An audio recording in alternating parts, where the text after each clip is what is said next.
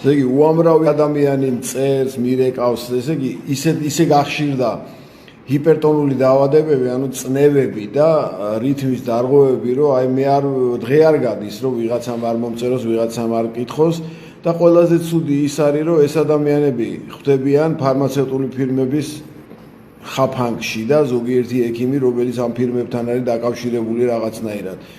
დამიჯერეთ რა, არანაირი მედიკამენტი არ ჭირდება წნევების და რითმის დარეგულირებას, თუ კონკრეტულად კვებიდან ამოიღეთ პირველ რიგში შაქრებს და ომეგა-6-ის შემცველ პროდუქტებს. ეს ორი პროდუქტი არის განსაკუთრებით დამანგრეველი ორგანიზმისთვის და უბრალოდ კვების რაციონის ელემენტარული შეცვლით ეს პრობლემა გვარდება ძალიან მოკლე დროში. რამდენიმე კვირიდან ერთ-ორ თვემდე მეტი არც ჭირდება ხოლმე. როგორც წესი, მიუხედავად ასაკის, ან მიუხედავად ადამიანის მდგომარეობისა, უფრო მეტი დიაბეტის შემთხვევაში ესეთი შედეგი